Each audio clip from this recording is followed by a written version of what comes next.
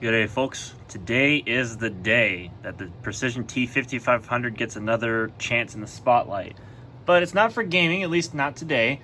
In fact, today we have some upgrades for this machine amongst the upgrades I've already done, which is basically not very much, which is just the graphics card. But today we have new processors for this thing. Aw, frick yeah.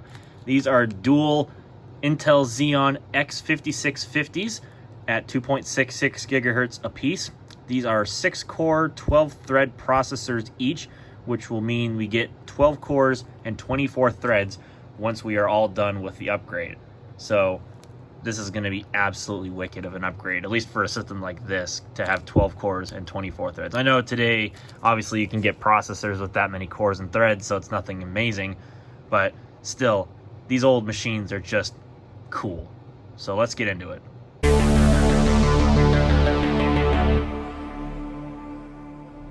As per usual, don't mind my mess because I'm usually doing 1,000 things at once, so it is just how it is. So let's get to it.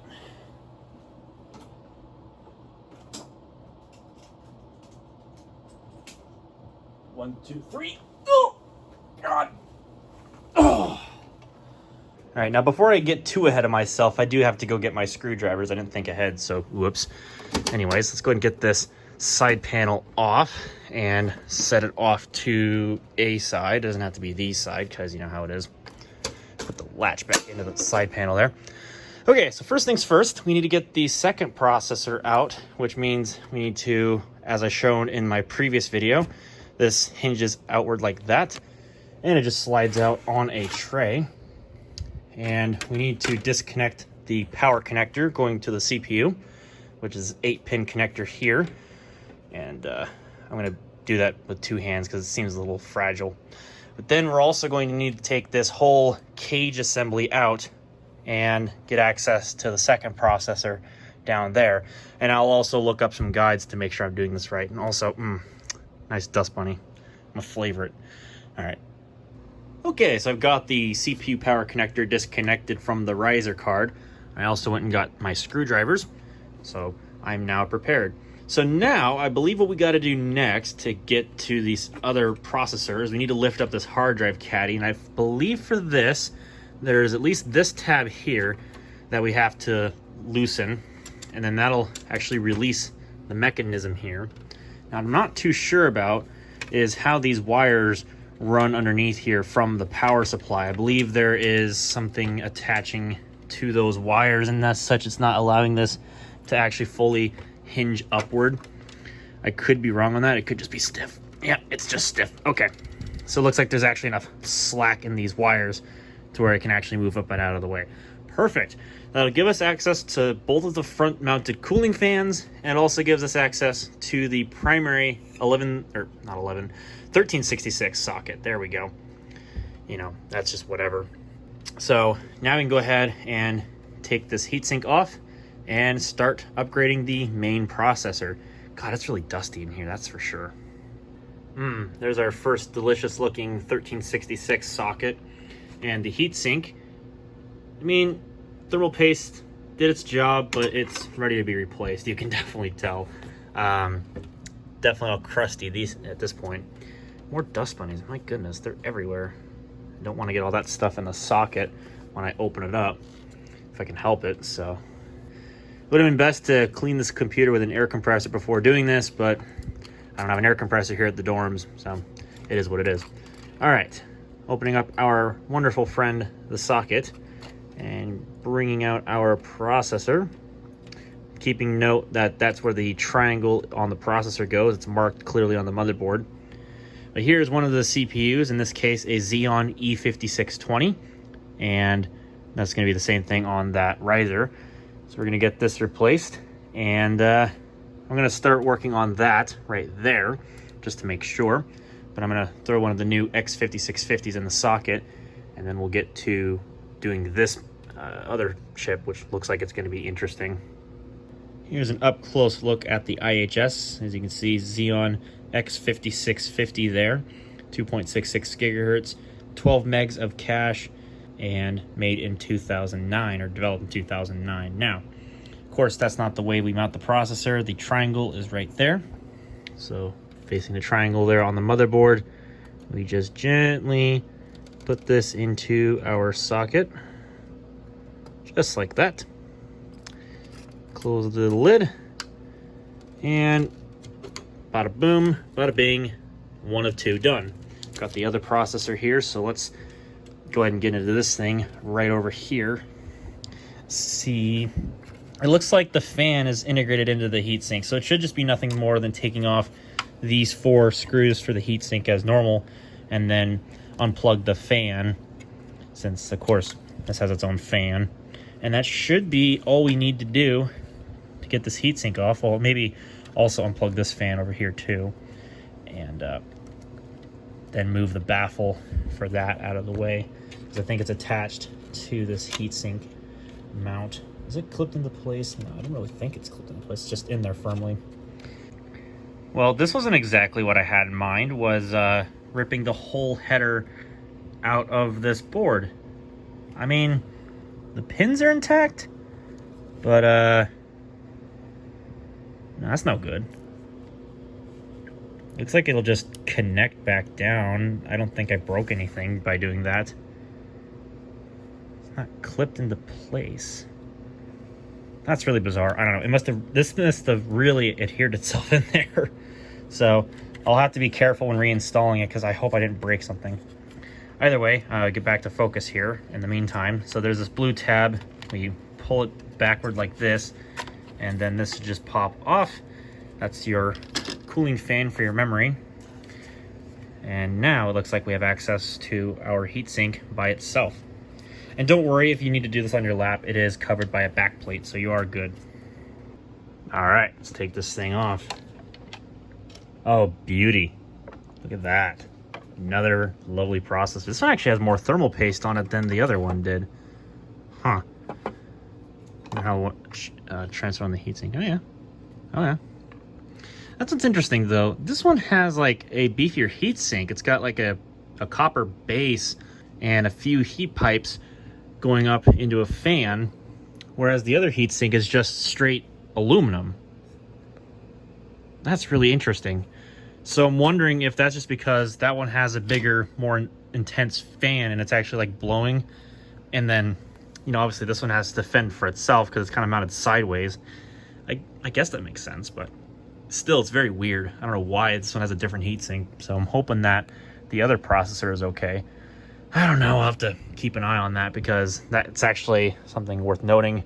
But this is physically larger than this one, so maybe that's why they're going the copper heat pipe route, is because this one's actually a smaller heatsink physically than this one is, and it's also dealing with a smaller fan in a different angle, so that could be why. I don't know, very interesting design. So anyways, we go ahead and do this and that, and we take out our wonderful processor here. Try not to drop it in the socket. Don't want to pull a Linus Tech Tips with this thing.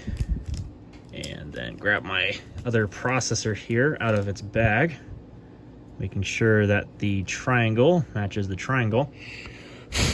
Whew, God, that was some dust. Do not do that at home, kids. It might get in your socket, and that'll be a bad day. Fortunately, it didn't, so. And just like that, we now have that. Make sure that's good. Yeah, I think everything's good. It was actually already seated in there. It looked like the bar was under some tension, but maybe this thing wasn't, so anyways. Yeah, it was fine. I was just stressing out over nothing. Okay. Whew, danger averted. Okay, let's get some thermal paste after I clean whatever fingerprints I had on the IHSs on both of these. And then we can throw the heat sinks back on and hopefully test this thing. Cross my fingers. I hope this works. I did update the BIOS to the latest BIOS before I did this as well, so that shouldn't be an issue, hopefully. All right, kids, both processors are installed and ready to be put back in the system. In this case, this riser. So I gotta put this RAM cooling fan back in. But otherwise, aside from needing a good cleaning in the future, this thing is pretty much ready to go. Just gotta reassemble and cross our fingers and hope that it fires up. Man, I'm gonna be a little nervous about this, but hopefully it works out. No, unfortunately, it looks like I did cause a minor bit of damage. As you can see here, based on this connector for the cooling fan for the RAM, you can see that thing jutting out from the bottom there. That looks like it goes to the black wire, and that's not good. So unfortunately, I did do something by ripping that connector out of the board. I had a feeling, but I hope that everything is okay.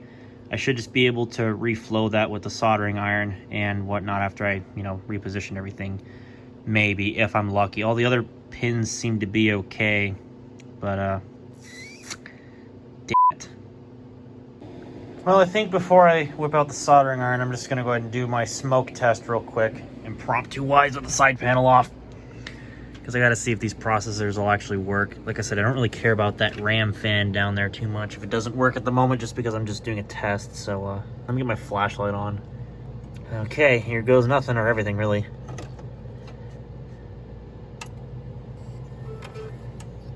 Okay, that fan doesn't initialize during the power on self-test thing there. Okay. Let's see if it's actually broken.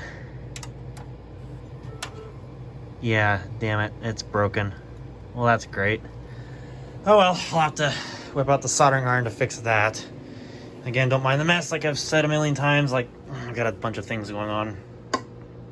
And I'm kind of messy and lazy. Oh! Oh! Hey! Hey, it's working. It's working. Holy crap. Yeah, I know. CPU 2 memory fan failure. I knew that was going to come up.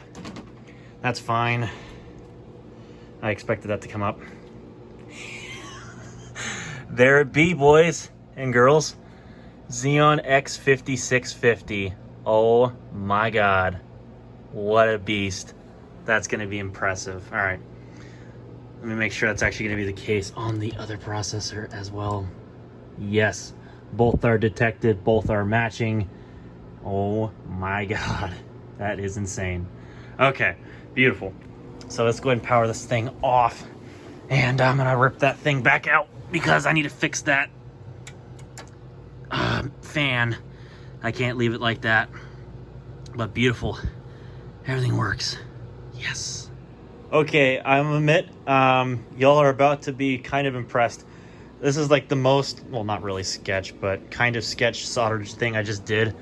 Yeah, it's not pretty looking. I went in there and yeah, it definitely looked like it was pretty bad, but I did try to reflow it with some fresh solder and a little bit of flux, and it actually seemingly took and made a connection, because if I press the power button, look at that. It's back up and running. I cannot believe that. It's like the first time I've actually gone through the trouble of actually repairing something and it actually worked. Still posting and everything. Unbelievable. Do we still get that error message on startup? Previous fan failure. Yep, it's working. It's back up and running, boys. Holy crap. Now that I will actually give myself some credit for. I didn't think that was going to work, and it actually worked. Well, I saved myself a actually pretty nasty repair. Well, would have been a pretty nasty repair. Pretty simple, but I swore I thought I ripped the pad off the board, but nope. It still works. Well, I don't want to jinx myself. I'm going to go press F1, let this thing boot up into Windows, and let's see if this thing is stable. Please be stable. Oh my god, we're in Windows. Unbelievable. All right, let's do a Windows key X and then move the mouse over to System. Show me the magic. Yes, please. 2 processors, Xeon X5650s. You bet. Let's go into Task Manager. Check it out. Alright, change graph to logical processors. Boom! Look at that. Wow. Not that I haven't seen something like this before, but holy crap, that is cool. We now have 24 megs of cache, 3 megabytes of level 2, and 768 kilobytes of level 1. I want to say the level 2 cache is 1 megabyte more than the last setup, and I think there's more L1 cache as well, but level 3 cache is identical between the two setups. Gorgeous. Gorgeous. All right. And of course, we're running in NUMA mode. So as you can see, we have 2 NUMA nodes. Brilliant. All right. Let's go ahead and launch MSI Afterburner here. And I only have 1 game currently installed, and that is Grand Theft Auto 5, but that's actually perfect because that's going to be pretty much what I want to test with this. So why don't you say we launch that? I have yet to get through the initial setup with the Rockstar launcher and everything, so it is going to take a minute to get everything going, but I'll let that run off camera. All right, well, we haven't even gotten into the game yet, but this is already a good sign. We're holding base clock at the moment, although I don't think MSI Afterburner is accurate with that because this is an OEM system. These do support turbo boost to my knowledge, but anyways. Graphics settings are a little messed up because GTA loves to do that for some reason. So let me set this to 1920 by 1080 so I can get the most out of this little RX 560. I know it's not the most fancy graphics card for a system like this, but you know, it's whatever. So let me go down here, hit restore defaults, hit select, and then I believe that's everything we need to do to start the benchmark test, because it's really going to be on the mercy of the RX 560. I just want to see what the CPU usage is going to look like. So let's go ahead and start a benchmark. And let's put these processors under load. Now, the only unfortunate thing I don't like about MSI Afterburner in this case is that if you wanted to set CPU temperatures for dual processor systems or multi-processor systems or whatever, then unfortunately this only reports 1 CPU temperature if you do CPU temperature, because it assumes 1 processor. So, and I don't want to fill this up with like 24 flipping temperature things. That would just be annoying. That would probably be what you would want to do ideally, but I can look at that through a third-party utility if it's really concerning. But for right now, these are perfectly reasonable, and that looks pretty good. So let's go ahead and let this load. It's going to take a while because it's on a hard drive, but that's to be expected. And we'll see how it looks when we're at the final scene of the benchmark, because that's what I'm going to use because it's the longest sweep. I lied. I wanted to look at this first. All right. Look at the CPU usage, 20%. I know the RX 560 is not a pretty great graphics card, but whew, it didn't even hit 20% CPU usage there for a moment. Holy crap. 15, 19. Damn. These things pack a punch. That's crazy. I mean, for a Xeon system of like 10, 11 years old at this point, that's still pretty nuts. I don't know, GTA 5 is an older game, but it can still put some systems to the test. Don't get me wrong. But it's not even touching 20% of all the CPU cores combined. That is nuts. Of course, GTA Online is going to really put this thing to the test, and still my Ryzen 7 2700X is going to beat this thing because it's got a much better IPC. But even as it sits right now, oh, there's 20%. Okay. It is definitely getting a little more intense. 23 it touched there. But still, the temperatures are pretty reasonable under a slight load here, 45 degrees. That's not bad. And of course, I did put a big dollop of thermal paste on each processor just to make sure. So here's going to be the real test. Not really the CPUs per se, but the RX 560. So here's your unofficial benchmark of it at default settings. Of course, an RX 560 will easily be able to run GTA 5 at high settings, but this is set at default, which has very high textures, which is not really what an RX 560 is meant to do per se, but it'll work. And I left VSync on. I should have turned it off, but it's okay.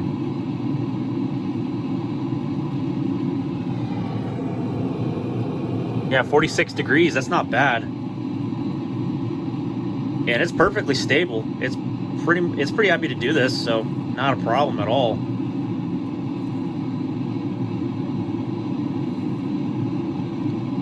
All right, here comes the city portion. It is creeping up in usage. Okay.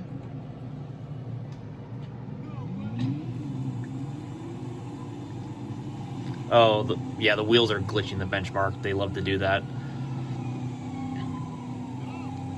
Yeah, I definitely need to throw a more powerful graphics card into this computer so I can really see what this thing is capable of. And I'll also turn VSync off on another pass or something.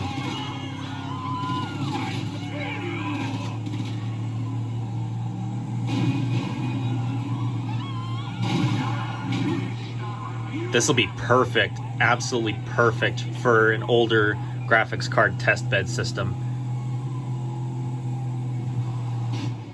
And then that's where it absolutely crunches the RX 560 down. Not bad. Not bad at all. Beautiful. I love it. Well, there we go. I would say that's an absolute win, particularly because I was able to fix that fan. So there's no doubt about that. So I think that's pretty much going to wrap up this video. I'm going to go do some more stability testing in GTA Online with this system at least. But hopefully you enjoyed what you saw, and if you did, well, don't forget to click the thumbs up button. If you didn't like it so much, well, then the other button works too. Don't forget to subscribe if you want to see more content just like this, or perhaps more entertaining content. And don't forget to click the bell to see when I upload new videos as they come out. And with that having been said, thank you all much for watching. See you in the next one.